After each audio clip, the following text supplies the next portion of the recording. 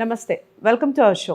మన ఛానల్ ద్వారా మేడం చాలా విషయాలు మనకి లైఫ్కి సంబంధించి, అలాగే ఆస్ట్రాలజీకి సంబంధించి, రాశి ఫలాలు, ఇలా ప్రతి విషయంలోనూ మనకి ఎప్పుడూ చాలా సూచనలు సలహాలు ఇస్తూనే ఉన్నారు. ముఖ్యంగా లైఫ్ కోచ్ అంటే మేడం చెప్పే ప్రతి మాట కూడా మనం పాటిస్తే తప్పకుండా దాని ద్వారా మనలో చాలా వరకు మార్పు వస్తూ ఉంది.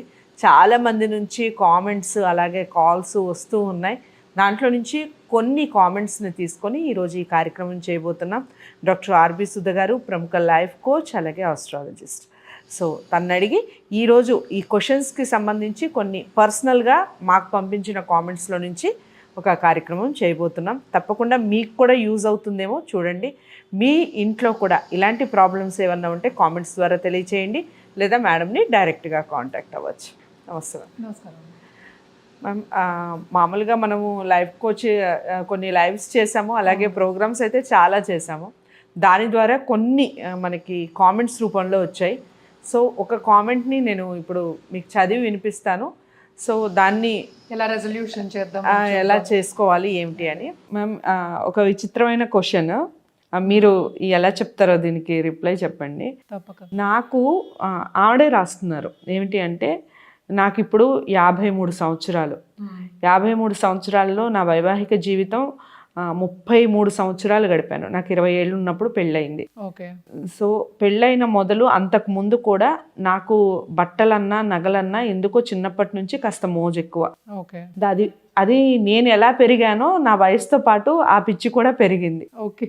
సో నేను ఇంకా దాని నుంచి బయటపడలేక చాలా వరకు డబ్బుని ఖర్చు చేస్తూ పోయాను. ఇప్పుడు తీరా వెనక్కి చూసుకుంటే నా బ్యాంక్ బ్యాలెన్స్ ఏం లేదు, అప్పులు మిగిలాయి. కానీ నాకు ఇంకా ఆ పిచ్చి నుంచి బయటపడలేక అప్పులు చేస్తూనే ఉన్నాను. దీని నుంచి ఎలా బయటపడాలి మీరు చెప్పండి. కొద్ది కాలం క్రితం మా హస్బెండ్ కూడా చనిపోవడం జరిగింది. ఆయన చనిపోయిన ఒక 6 నెలల వరకు అలా స్తబ్దుగా ఉన్న నేను ఇప్పుడు మళ్ళీ ఖర్చు చేయడం మొదలుపెట్టాను. మీరు దీనికి సొల్యూషన్ చెప్తే కానీ నేను దీని నుంచి బయటపడలేను అంటున్నారు. ఇది ఓవర్ ద ఇయర్స్ ఉన్న ఒక హ్యాబిట్ అనుకుందాం కాసేపు. అంటే ఏంటంటే చిన్నప్పటి నుంచి ఉన్న ఒక హ్యాబిట్ ఒకేసారి పోవాలంటే కొంచెం కష్టం. బట్ వాళ్ళంతా వాళ్ళు అంటే కొంచెం ప్రయత్నిస్తే కనుక, అంటే వాళ్ళే ప్రయత్నించాలి. మనం చెప్పే విషయాలన్నీ ప్రయత్నిస్తే తప్పక దీంట్లోంచి బయటపడవచ్చు. అంటే నేను చాలామంది కూడా చూస్తాను, నువ్వు కూడా చూస్తుంటావు, ఎంతమందో కలుస్తూ ఉంటారు. డబ్బు ఖర్చు పెట్టడం అనేది ఒక అడిక్షన్ కింద మారిపోతుంది. ఇప్పుడు తాగుడు ఎలాగో, సిగరెట్ ఎలాగో, మిగతావన్నీ ఎలాగో అడిక్షన్స్. సపోజ్ మూవీ చూసాను అనుకో, అదే టైంకి మూవీ చూడాలనిపిస్తుంది. ఈరోజు రేపు 2 రోజులు నేను ఆ టైంకి ఒక మూవీ చూసాను. సపోజ్ ఇవాళ 11 కల్లా నా పని అయిపోయింది, 11:30కి పని అయిపోయింది. నేను 12 నుంచి ఒక 2 వరకు నేను మూవీ చూసాను, లేకపోతే ఒక సీరియల్ చూసాను. సీరియల్ బెస్ట్ ఎగ్జాంపుల్ సీరియల్ చూసాను. ఆ సీరియల్లో నేను హుక్ అయిపోయా. అంటే ఏంటంటే లీలం అయిపోయాను, అది కావాలి. సో ఎవ్రీ డే దానికి మళ్ళీ అలవాటు పడిపోయి ఎవ్రీ డే అదే టైంకి మనం చూస్తాం. బ్రెయిన్ అనేది అలాగే పనిచేస్తుంది. ఒక హ్యాబిట్ కూడా అలాగే ఫామ్ అవుతుంది. ఈ మాటలు మనం చాలా ఎపిసోడ్స్లో కూడా మాట్లాడుకున్నాం. అందుకనే సీరియల్స్ కూడా ఇప్పుడు చాలా వస్తున్నాయి. ఒక్కొక్కళ్ళు ఒక్కొక్క సీరియల్ చూస్తూ ఉంటారు, అదే డిస్కషన్ కూడా అదే చేస్తూ ఉంటారు. మన ఈ మధ్యన సినిమాల్లో కూడా ఏంటంటే మొగుళ్ళు తిట్టుకోవడం కూడా జరుగుతోంది సినిమాల్లో. ఈ సీరియల్ చూసి ఇవన్నీ చెప్తోంది, ఇప్పుడు ఏమైందో. నేను కూడా సీరియల్లో ఈ బ్లౌజుల గురించి, నగల గురించి చూస్తాను మేడం. అంటే వాళ్ళు వేసుకునే కాస్ట్యూమ్స్ కొన్నిసార్లు బాగా అనిపిస్తాయి. కానీ ఏంటంటే కథారూపంలో మనం చూసి దాంట్లో లీలమైపోయిన వాళ్ళు, అంటే ఒక అడిక్షన్ కింద అయిపోయిన వాళ్ళు. మన అడిక్షన్ గురించి మాట్లాడుకుంటున్నాం. సో అడిక్షన్ అయిపోయిన వాళ్ళు ఏంటంటే అది చూడకపోతే ఏదో అయిపోయినట్టు, అంటే ప్రపంచమే ఇంకా మునిగిపోయిందనమాట, ప్రళయం వచ్చేస్తున్నట్టు ఫీల్ అయిపోయి అది పరిగెత్తుకుంటూ వెళ్ళి కూర్చొని చూస్తారు ఆ టైంకి. ఈ విషయం నేను చాలా మందిలో చూస్తాను నేను. ఎందుకంటే ఈ టైంకి నాకు సీరియల్ వస్తుంది, నేను వెళ్ళాలి, ఈ టైంకి నేను చూడాలి. అది రిపీట్ అవుతుంది, అయినా కూడా ఈ టైంకే నేను చూడాలి అన్నది ఏంటి, అదొక హ్యాబిట్. ఎందుకు ఇది మాట్లాడుకుంటున్నాం అంటే, ఇది మనీ కూడా ఒక ఎగ్జాంపుల్ కింద చెప్పారు. ఇప్పుడు మనీ కూడా అంతే కదా. అంటే ఖర్చు పెట్టడం అనేది ఒక హ్యాబిట్ కింద మారిపోయింది. ఫస్ట్ ఎలా ఖర్చు పెడతాం, మనం ఒక 100 రూపాయలతో మొదలెడతాం. ఆ 100 రూపాయలు ఖర్చు పెట్టగానే నీకు ఆనందం వచ్చింది.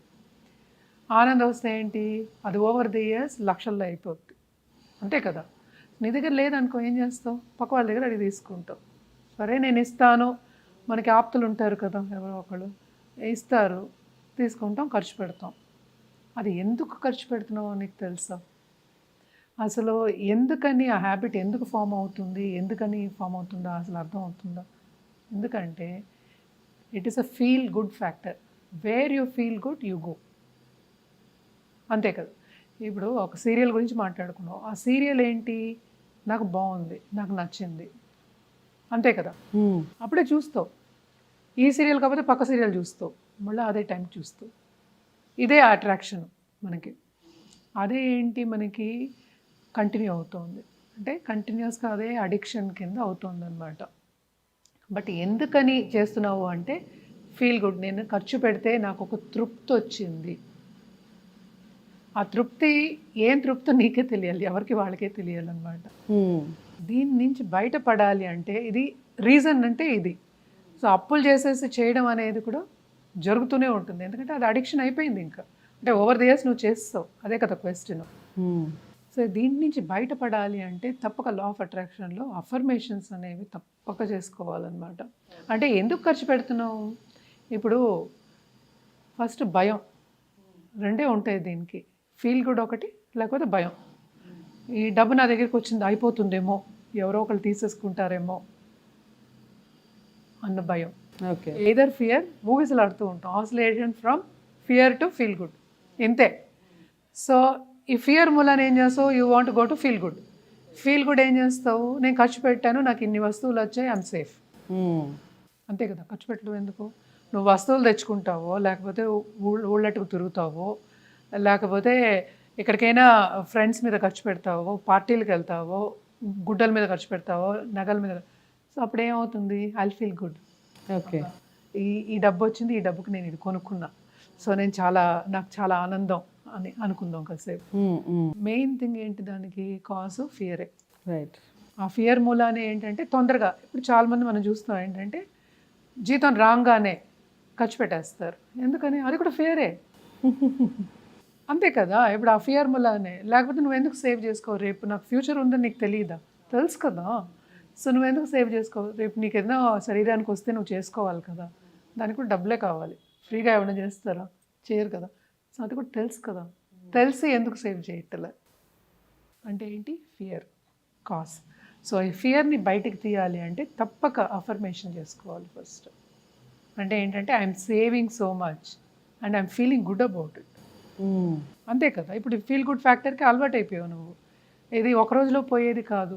రూట్స్ ఏమో గట్టిగా ఉన్నాయి, కింద వేళ్ళు పెద్ద వేళ్ళు అయిపోయాయి, పెద్ద వృక్షం అయిపోయింది ఇది. So I'm feeling good when I save అనుకోవడం మోస్ట్ ఇంపార్టెంట్. అంటే ఏంటి, వృధా ఖర్చులు పెట్టకుండా కొంచెం సేవ్ చేసుకుంటున్నాను, ఎందుకు నా ఫ్యూచర్కి అన్నప్పుడు అదేంటంటే ఇంకా ఎక్కువ పనిచేస్తుంది అనమాట. ఇదేంటంటే ఓవర్ ద ఇయర్స్ అంటే మినిమం మనం 21 days చెప్పుకుంటాం కాన్షియస్ థాట్ డెవలప్ అవ్వడానికి. కొంతమందికి మండలం పడుతుందని చెప్తాం, అందుకనే మన పెద్దవాళ్ళు సనాతన మండలం చెప్పారు. 40 days తప్పక పడుతుంది. ఇది చాలా వేళ్ళు పాతుకుపోయాయి కనుక కొద్ది రోజులు చేసి మైండ్ అప్పుడే కామ్ అవుతుంది అనమాట. ఎందుకంటే మనం ఎప్పుడు మాట్లాడుకున్నాం, మైండ్ అనేది ఒక మంకీ. దేనికి ఆకర్షణ. ఇప్పుడు మంకీ ఏం చేస్తుంది, పండు కింద పడేస్తే తింటుంది, మనం ఏం చేస్తే అదే చేస్తుంది. అలాగే ఓకే. అంటే ఒక బాటిల్ పడేసామంటే చాలామంది చేస్తూ ఉంటారు, బాటిల్ పడేసామంటే అది కూడా బాటిల్ పడేస్తుంది తన దగ్గర ఉంటే, లేకపోతే ఏదో ఒక వస్తువు పడేస్తుంది. సో అలాగే మైండ్ ఇస్ మంకీ, దాన్ని కంట్రోల్ చేయాలి. మెంటల్ డయట్ అనేది చేసుకోవాలి, ఇలాంటి అఫర్మేషన్స్ చేసుకోవాలి. పొద్దున్న లేచినప్పటి నుంచి చేసుకుంటే ఆ కంట్రోల్ అనేది తప్పకుండా ఉంటుందన్నమాట. రైట్. ఏదైనా మనలోనే ఉంది, బయట వాళ్ళల్లో లేదు, మనలోనే ఉంది. మనమే కంట్రోల్ చేసుకోగలం. కానీ ఫస్ట్ స్టార్టింగ్ పాయింట్ ఏంటంటే నేను అనుకోవాలి, నేను కంట్రోల్ చేసుకోవాలని. నేను చేసుకోలేను, నేను చేయలేను ఎప్పుడన్నా అనుకుంటావో అప్పుడు అవ్వదు. అందుకనే సెల్ఫ్ అవేర్నెస్ అనేది మనం ముందు చెప్తాం. సో అఫర్మేషన్ కూడా సెల్ఫ్గా చేసుకోవడం, అంతే. చేయగలను, నేను చేయగలను, అంతే. లేకపోతే నేను సేవ్ చేసుకుంటానంటే అయిపోయింది అక్కడ. అందుకనే అఫర్మేషన్ అది చెప్పాను. నేను ఆల్రెడీ నాకు సేవింగ్స్ ఎన్ని ఉన్నాయి, నాకు ఇంత డబ్బు వచ్చింది, 1 లక్ష వచ్చింది, 50,000 సేవ్ చేసుకున్నా, 50,000 ఏమో నేను ఖర్చు పెట్టాను అనేది పెట్టుకుంటే, అది థాట్ పెట్టేసుకుంటే సరిపోద్ది అనమాట. ఓకే, చాలా చక్కగా చెప్పారు. సో ఈ మధ్యకాలంలో మనం చాలామంది ఇళ్లలో చూస్తూ ఉంటాం, మా ఆదాయానికి మించిన ఖర్చులు. సో అందరికీ వర్తిస్తుంది. ఇలాంటి ప్రాబ్లమ్స్ మీరు కూడా ఫేస్ చేస్తూ ఉంటే అఫర్మేషన్ వాడండి. లేదు మేము మేడంని కలవాలి అనుకుంటే స్క్రీన్ మీద కనపడే నెంబర్కి కాల్ చేయండి. మేడం మీతో మాట్లాడటం జరుగుతుంది. మీకు అపాయింట్మెంట్ ఇచ్చి మీ సమస్యకి సొల్యూషన్ కూడా చెప్పడం జరుగుతుంది. అంతేకాకుండా జాతకాలకు సంబంధించి కూడా మీకు ఎలాంటి డౌట్స్ ఉన్నా కూడా స్క్రీన్ మీద కనపడే నెంబర్కి కాల్ చేయొచ్చు.